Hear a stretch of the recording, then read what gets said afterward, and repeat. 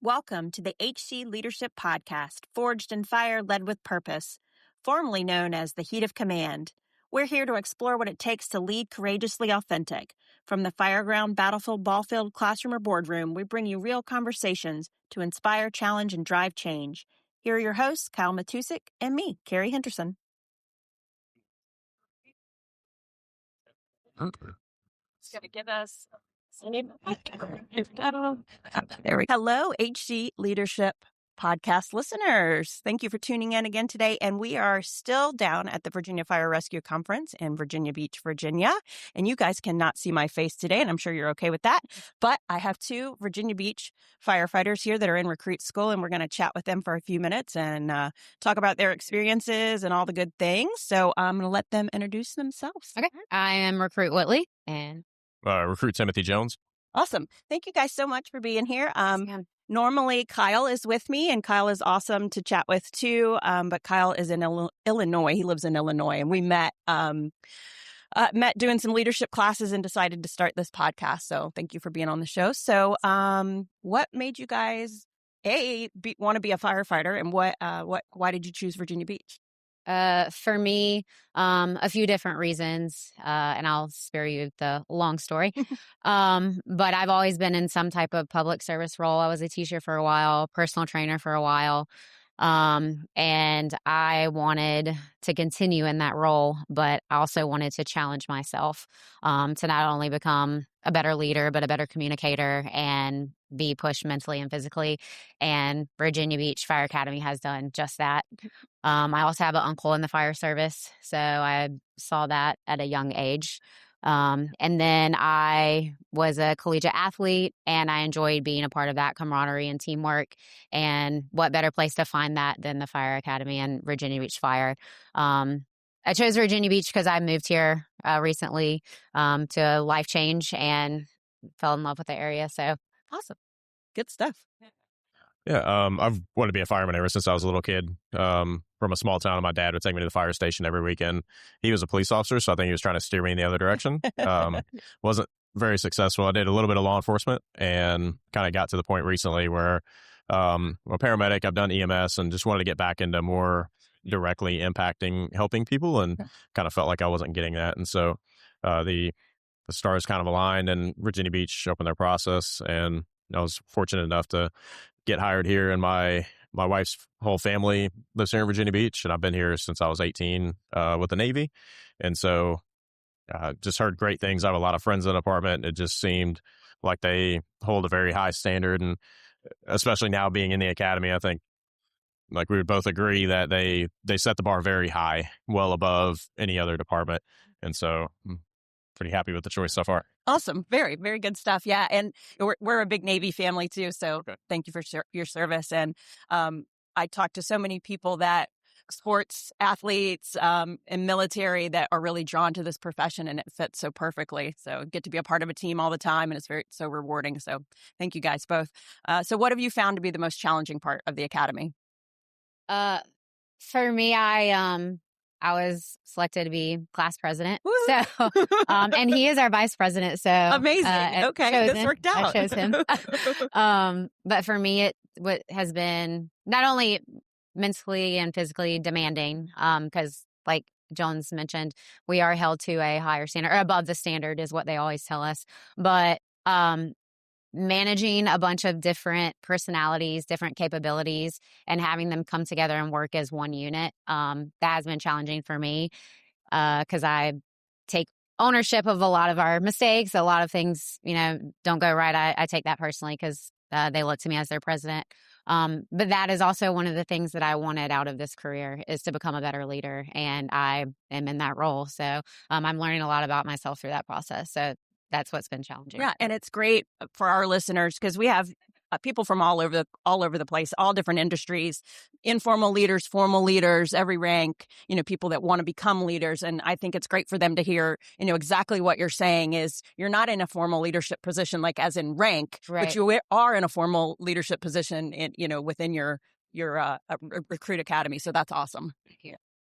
I would kind of agree. I was going to say the same thing, that I think the human dynamic and the team dynamic has been the most challenging piece of it.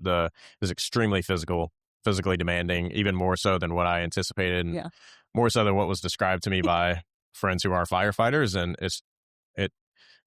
I think our instructional staff put us in situations where it's the worst possible thing that could happen on the fire ground. So we're trained to that level so we can better manage anything below that. So the physicality is definitely challenging, but bringing together a bunch of different backgrounds and age ranges. We have a pretty diverse age range in our academy, and trying to get everybody on the same page to work as a team in only a few months has been a challenge. But I think we're down to a core group now where I think we're doing pretty well with that, actually. And it's fun to do scenarios together. It's fun to go through it together because we're clicking really well. Yeah, absolutely. So. Yeah. And we talk a lot on the podcast, and, we listen to speakers all over, and, sometimes the easier part to learn is to teach people to pull hose and, throw ladders. It's the human side of things that is always the most difficult.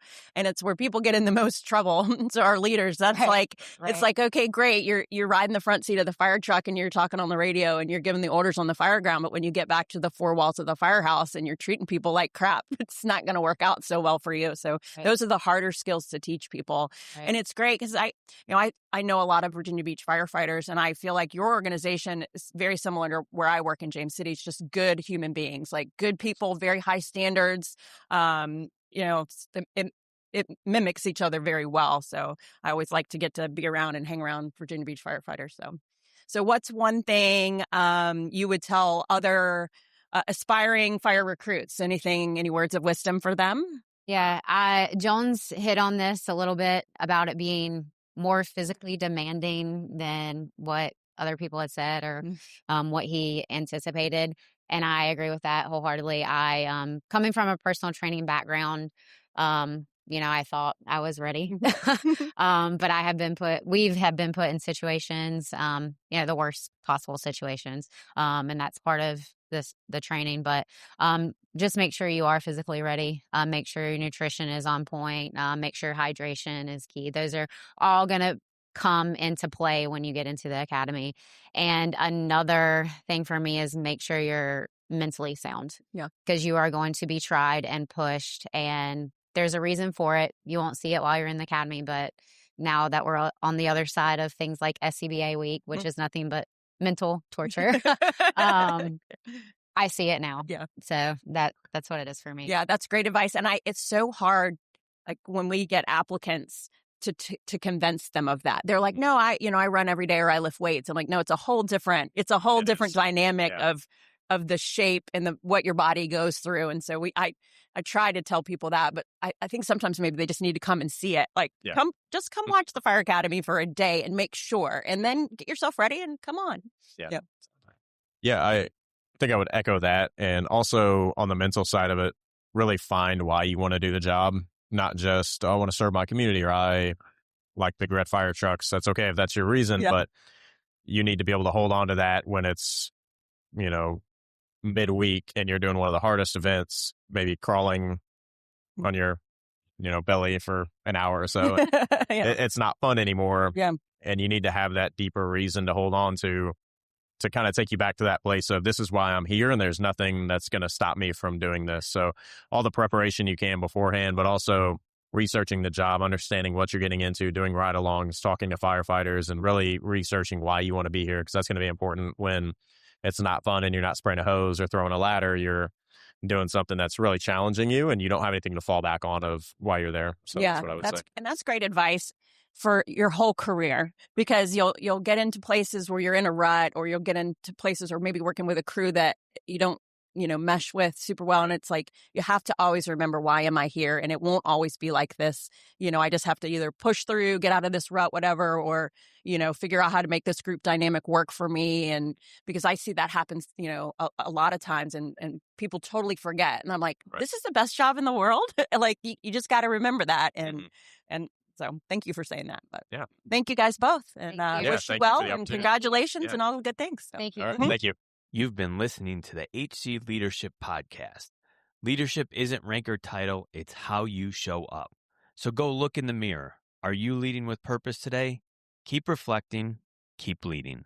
Until next time.